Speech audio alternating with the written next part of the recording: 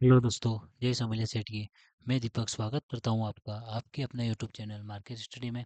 तो दोस्तों आज हम डिस्कस करने वाले हैं 17 फरवरी यानी सोमवार को मार्केट किस साइड पे मोमेंटम दे सकती है, कल के राउंड लेवल क्या है। तो दोस्तों वीडियो को अंत तक देखना बिना स्किप किए। और ऑप्शन चेन की एनालिसिस भी करेंगे विद लॉजिक के साथ कि कल के क्रूशियल लेवल क्या है, कहाँ पर मार्केट सस्टेन्स करेगी या कहाँ से बाउंस बैक कर सकती है। तो दोस्तों मैंने बैंक निफ्टी का चार्ट ओपन कर रखा है। एक मिनट बैंक निफ्टी कर देता हूँ। बैंक निफ्टी का चार्ट ओपन कर रखा है। 15 मिनट का टाइम फ्रेम है जो कि इंटरडे के लिए बेस्ट होता है। तो दोस्तों आज हम आप बात करेंगे बैंक निफ्टी के बारे में। तो बैंक निफ्टी ने 49,900 पर क्लोजिंग दी है। देख रहे हैं आप 49,999 पे 49,099 पर। सॉरी गलती से 900 बोला गया मेरे से। 49,099 पे। तो अब बिल्कुल सीधा सा दिमाग में रखना है अपने को कि मार्केट एक ऐसे रेंज में आके फंसी हुई है कि ना तो अपन ज़्यादा बुलिश बन सकते हैं ना ज़्यादा बेरिश बन सकते हैं। क्यों? क्योंकि ये एक मिनट ये नीचे आ गया इसको, ये ठीक है। ये जो है मार्केट 49,350 से 400 के बीच में मार्केट ने कल एक समय बिताया था। वहाँ से उसके बाद उसने ब्रेक दिया, ब्रेक डाउन दिया। उसके बाद फिर देखो आपने कितना ब्रेक डाउन दिया और नीचे आके यहाँ पे बाउंस बैक किया। अगर आप देखोगे तो पहले भी मार्केट इसी लेवल को टच करके वापस ऊपर भागी थी और अब की बार फिर इसी लेवल को टच करके ऊपर भागी है। तो ये एक तरफ से बोल सकते हैं कि डबल बॉटम बन गया है।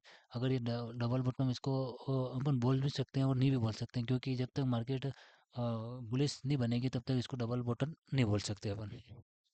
अगर ये कल मार्केट अगर गैप अप या फ्लैट ओपन होकर ऊपर जाती हैं, बुलिश पैटर्न दिखाती हैं, तो हम इसको डबल बॉटम बोल सकते हैं। तो हम डिस्कस करते हैं कि कल के राउंड लेवल क्या है, कैसे क्या हम मार्केट में ट्रेड कर सकते हैं। तो कल अगर मार्केट इस किसी रेंज में अगर फ्लैट ओपन होती हैं, अगर दिन नीचे आती हैं, नीचे आकर यहीं पर अगर इसको जो 49,750 का लेवल है इसको टच करके यहाँ पर या तो डब्ल्यू पैटर्न बनाए या एक बुलिश कैंडल बनाए, तो हम कॉल सेट ट्रेड ले सकते हैं। कहाँ तक के लिए कि 49,300 350 400 तक के लिए, यहाँ तक के लिए। मान लो मार्केट नीचे आई, यहाँ पर कुछ डब्ल्यू पैटर्न बनाया और दिन का जैसे ही ये हाई ब्रेक करे तो यहाँ से हम 200-300 पॉइंट के लिए बुलिश पैटर्न सी साइड बैठ सकते हैं। ठीक है। अगर रही बात बुलिश की, जैसे मान लो कि यहाँ प्लेट ओपन हो रही है, इसी किसी रेंज में ओपन हो रही है, यहाँ से ऊपर जाती हैं, यहाँ पर अगर मार्केट रिवर्स देती है और दिन का लो ब्रेक करती हैं, तो तभी हम पुट साइड ट्रेड करेंगे। अगर यहाँ से मार्केट अगर ज़्यादा नीचे नहीं आके इसको रिटेस्ट करके अगर इसका दिन का और जो ये जो बॉक्स बना है इसका ब्रेक करती हैं, तो ब्रेकआउट करती हैं, तो फिर मार्केट हमको हमें ये जो स्विंग बना था यहाँ तक हमें टारगेट देखने को मिल सकते हैं। आप 800 तक, 49,800 तक। लेकिन उसके लिए स्विंग बनना बहुत ज़रूरी है। अगर स्विंग नहीं बनेगा तो मार्केट कहीं से भी अपने को ट्रैप कर सकती है, क्योंकि ऊपर 200 दिन की मूविंग एवरेज भी है। तो इसका भी ध्यान रखना पड़ता है और 49,500 का राउंड लेवल भी है, तो इसका भी बहुत ध्यान रखना पड़ता है। अगर यहाँ से मार्केट अगर कोई बेरिश कैंडल बनाती हैं तो फिर मार्केट वहीं से रिवर्सल प्लान करेंगे अपन। ठीक है। अब रही बात gap down, gap up gap down की। मार्केट अगर एक मिनट मार्केट अगर इस किसी रेंज में ओपन होती हैं, यहाँ से नीचे आती हैं, जो कल की क्लोजिंग है इसको टच करके अगर फिर ये दिन का हाई ब्रेक करती हैं, तो फिर इसी स्विंग तक हमें देखने को मिल सकते हैं टारगेट। ठीक है।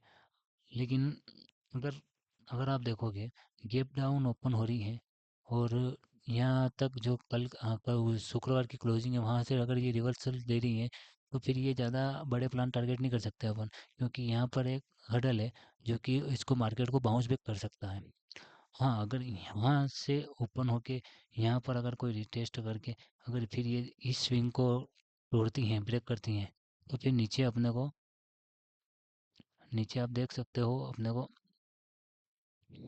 49,000, 100, 150 तक भी टारगेट देखने को मिल सकते हैं। लेकिन उसके लिए इस यहाँ पर जो ये स्विंग है, ये स्विंग है, इसको या तो ब्रेक करें, यहाँ पर कुछ समय तक टाइम बिताकर अगर इसको ब्रेक करें, ये जो स्विंग है ये भी ब्रेक हो जाएगा, ये भी ब्रेक हो जाएगा। अगर यहाँ से नीचे निकलती है तो 48,100 तक हमें टारगेट देखने को मिल सकते हैं। ठीक है।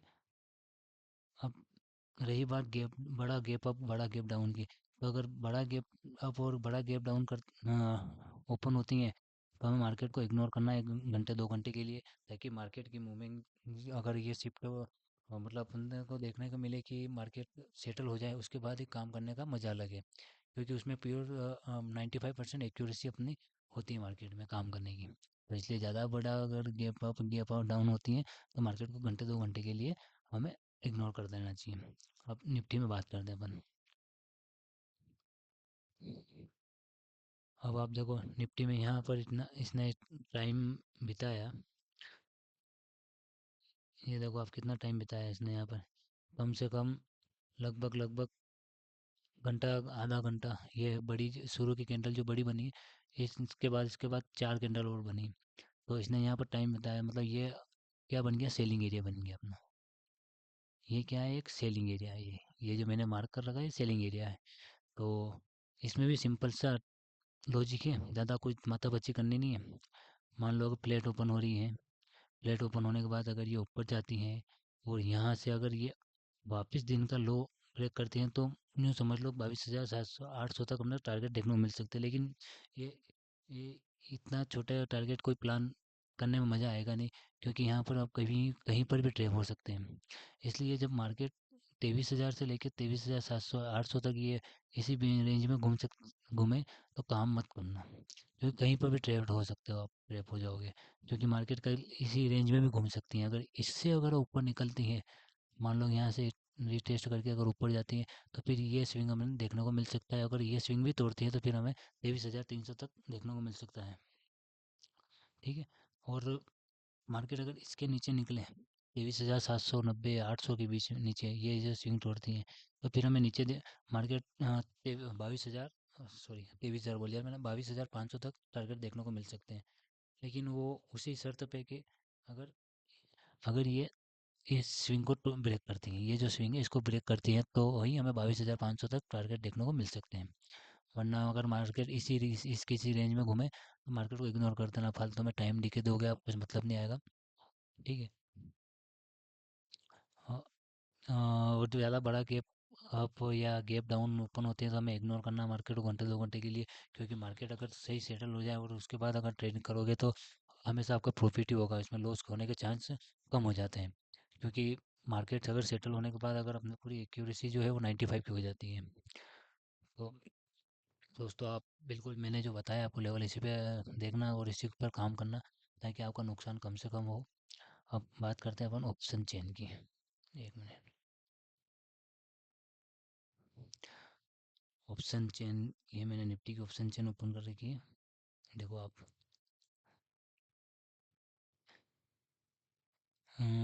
23,000 पर 60,000 मंदी वाले बैठे हैं, और इधर चलोगे तो आप 36,000 तेजी वाले बैठे हैं। तो कुछ ज़्यादा माथापच्ची करना नहीं है, 23,000 के ऊपर निकलती हैं तो हमें 23,100 200 तक के टारगेट देखने को मिल सकते हैं, यहाँ तक टारगेट देखने को मिल सकते हैं। अगर 23,000 के नीचे आती है, तो 22,800, और अगर 22,800 के भी नीचे निकलती है, तो 22,500 पर हमें टारगेट देखने को मिल सकते हैं। कोई ज़्यादा लॉजिक लगाने की ज़रूरत ही नहीं, बस आपको ये जो टारगेट है ये ध्यान में रखना। अगर 23,000 के नीचे निकलती हैं, तो 22,800, और सेकंड टारगेट 22,500 हो जाएगा।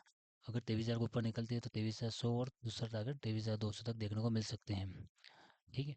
अब बात करते हैं अपन बैंक निफ्टी की। बैंक निफ्टी का चार्ट क्या, देखो यार इसमें तो कोई ज़्यादा मज़ा है ही नहीं, क्योंकि इसमें जो ओपन इंटरेस्ट है बहुत ही कम है, बहुत ही कम ओपन इंटरेस्ट है इसमें। क्या, एक मिनट मेरा,